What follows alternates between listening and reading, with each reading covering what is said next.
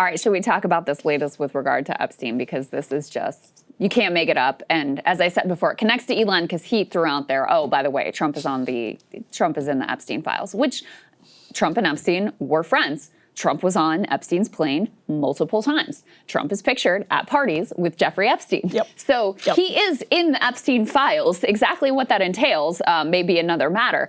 In any case, we now have gone from the Trump administration promising, doing their big photo op with the influencers. Remember this, where they got their binders, Epstein files, phase 1, and Pam Bondi out there saying, I've got the client list on my desk. I'm reviewing thousands of hours of videos. We're going to get you the truth.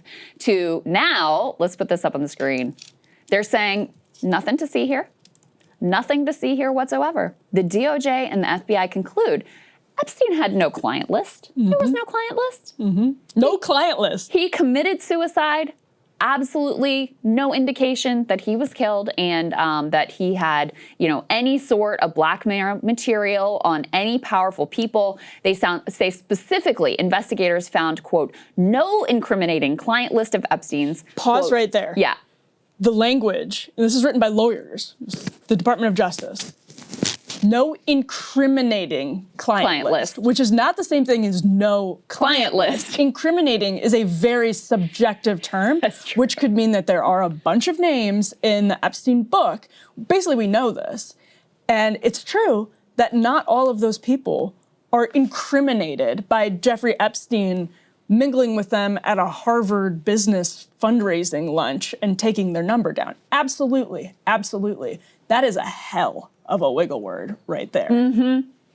So no incriminating client list, no credible evidence that Epstein blackmailed prominent individuals, and no evidence that could predicate an investigation against uncharged third parties. So, and this, there you go. As, by the way, Pam Bondi said just a couple of months ago that the Epstein client list was on her desk. Now, the DOJ is saying there's, quote, no incriminating client list, which has been interpreted as them saying there's no client list, understandably, because you would think that a client of Epstein would be not just a financial client of Epstein, but it's implied when Pam Bondi says she has the quote-unquote client list on her desk just a couple of months ago, that is sex trafficking clients of Jeffrey Epstein. That's what she was implying when she said it. So for the DOJ to now, just a couple of months later, say there's no incriminating Epstein client list is a incredibly suspicious, I don't even need to say it, but it's an incredibly suspicious flip-flop that is being done with some careful language, and absolutely nobody is buying it. People in MAGA world are not buying it. Nobody is buying it. Well, the question is how important it is to the people who are not buying it, and I think it's going to be pretty damn important. You think so? Yes, I think so. Based on what I've seen so far. What have you seen? So Robbie Starbuck, Mike Cernovich, a lot of these online MAGA influencers are absolutely furious, and of course they're taking it out more on Pam Bondi than they are on Donald Trump. Of course. Because Bondi has so far, and some of that actually might be reasonable. Julie K. Brown, who has done some of the most important Epstein reporting, posted back in February. It's interesting to note that Pam Bondi was Florida's Attorney General from 2011 to 2019, a period of time when Jeffrey Epstein's plane records became public, victims' lawsuits were filed, and a lot of new evidence against Epstein surfaced. So questions should be asked about why she didn't take up the case or launch a probe when she was Attorney General in Florida. And this is a persistent problem for the Trump administration. This happened, actually, the suicide, the quote-unquote suicide of Jeffrey Epstein happened on Trump and, by the way, Bill Barr's watch. Bill Barr's dad was the first person to give Jeffrey Epstein that job at a private boarding school, despite the very strange qualifications he would have. That. Very, very strange. It happens on Bill Barr's watch when he is Attorney General of the United States. Alex Acosta, Donald Trump's first labor secretary, was involved in the sweetheart plea deal in Florida and said at the time he was told Jeffrey Epstein belonged to intelligence and to leave it alone. Pam Bondi was AG from 2011 to 2019. Trump himself was obviously, as Krystal mentioned earlier, very friendly with Epstein. Epstein said they were besties for a decade. It's the evidence is to suggest that there's something deeper going on. My personal theory, Krystal, is not that it's related to Donald Trump himself. I think it's very unlikely that Donald Trump himself was out there talking about how Epstein, openly talking about how Epstein, like, quote unquote, likes him young, and hanging out with him when NBC News was profiling Trump at Mar-a-Lago, and is personally implicated. But the Bill Barr stuff goes way deep. I mean, we're talking like way decades. That stuff goes decades back. So I think it might be more like Trump's orbit and people that he's protecting, that he's hired, because it comes back to him for having hired them, that it happened on his watch, that they just released, footage of surveillance cameras. I pulled up an Inspector General report from 2023. You can put MB2 up. This is the video from outside of Epstein's cell. They released like 10 hours of video that shows no one going into the cell that is supposed to definitively prove that he did, in fact, quote unquote, kill himself. And this is the available footage that, again, an Inspector General report from 2023 talked about. They said the available recorded video footage from the one SHU camera captured a large part of the common area of the SHU and portions of the stairways leading to the different tiers, including Epstein's cell tier. Thus, anyone entering or attempting to enter Epstein's tier from the common area would have been picked up by that video camera, and Epstein's cell door was not in the camera's field of view, and reviewed the video and found that between approximately 10:40 and 6:30, no one was seen entering Epstein's cell tier from that common area. So again, we've known this stuff since 2023. The question is, if Epstein's cell door is not on the camera's field of view, what is going on?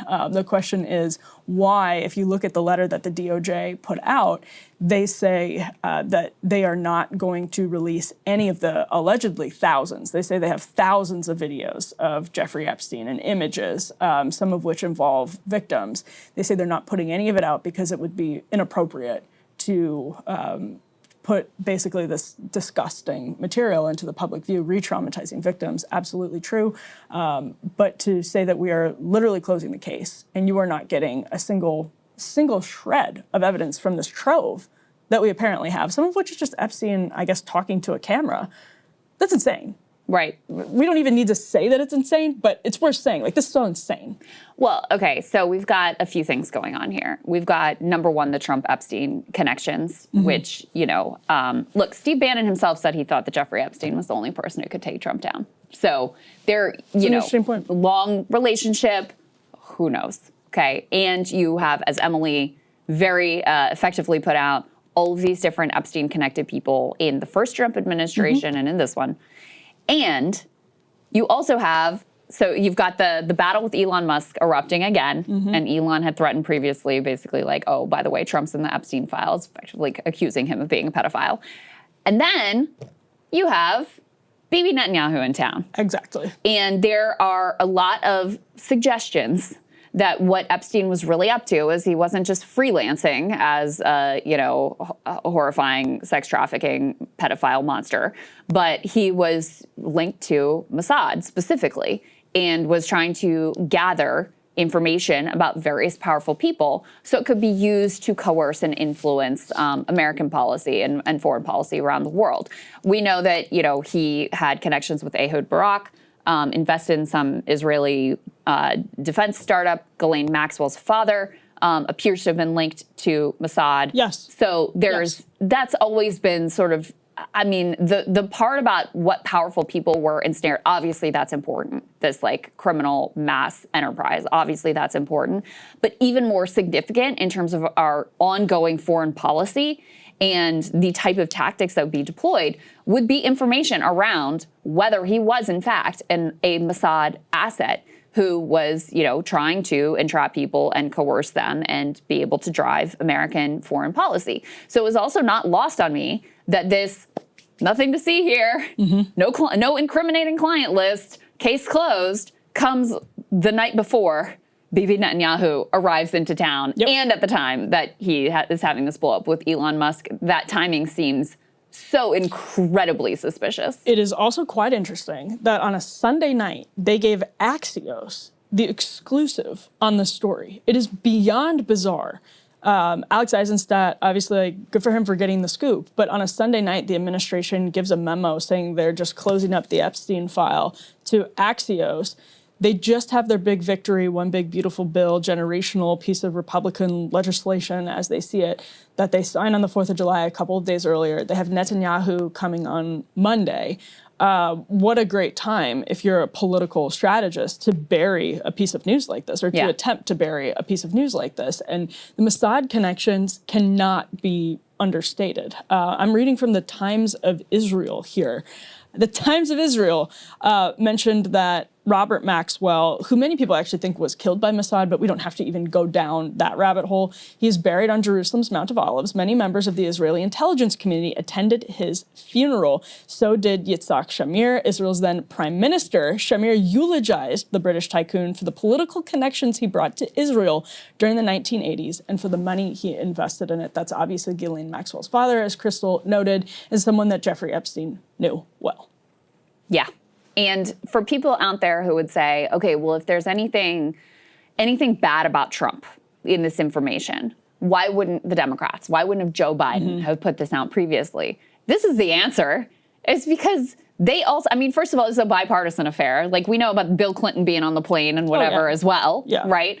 But second of all, no Republican or Democratic administration is going to want to reveal the truth if the truth is, in fact, that Jeffrey Epstein is a Mossad asset or was a Mossad asset. Yeah. So, I don't know, guys. I mean, it just, to me too, just the political stupidity, it seems idiotic. So suspicious to be like, on the eve of Bibi Netanyahu coming to town, while I'm having this fight with Elon, and after my base has been really very interested in this whole case, to just be, oh, nothing to see here, case closed, we're not giving you any evidence, and we're moving on. After, by the way, we didn't play this up, but Pam Bondi had literally said just months ago, I have the Epstein client list on my desk. She said it on Fox News. On Fox News, she says this.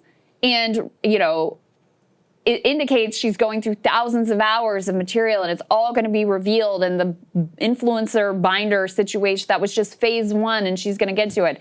And now she's gone from client list on my desk to there was no client list, actually. And Kash Patel and Dan Bongino were pretty vocal members of the MAGA community, insisting that there was something weird about Epstein going on, and that if they were put in government, the implication is that we'll come in and we'll be we're going to reveal the truth, and tell the public. Even though Trump himself was always very squeamish on that country. Yes. On that question. Rachel Campos Duffy asked him that question on Fox News, and you could see the squeamishness from Trump at that point, where he said he was going to be open about RFK files and JFK files and MLK files, and then Epstein, well, maybe we'll take a look at it. You'd have to go back and watch the video, but it was conspicuous at the time. And they edited it to make it look like he was just like, yeah. But he goes, yeah, well, we have to look, and private people may be involved, and that's a tougher one. That's a tougher one. And he also, people remember, as we're just like listing all of the interesting moments and connections from Trump world and Epstein world, he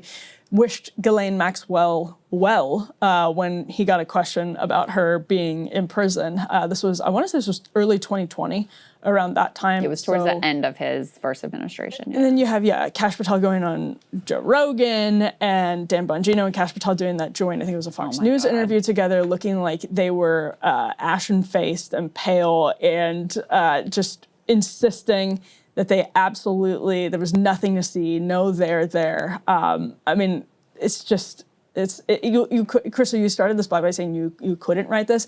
Technically, you could write this. It's just that everyone would be like, they wouldn't be that dumb. Right. Like, they couldn't be that dumb. They got to do a little bit better than this. You would think the strategy would just be to, like, not just say you're working on it. Yeah, just over and over say you're working on it, and it'll wear thin. But it's not a 2-term administration in all likelihood. Just try to run out the clock from a cynical political strategy perspective. Hey, if you like that video, hit the like button or leave a comment below. It really helps get the show to more people. And if you'd like to get the full show ad-free and in your inbox every morning, you can sign up at breakingpoints.com. That's right. Get the full show, help support the future of independent media at breakingpoints.com.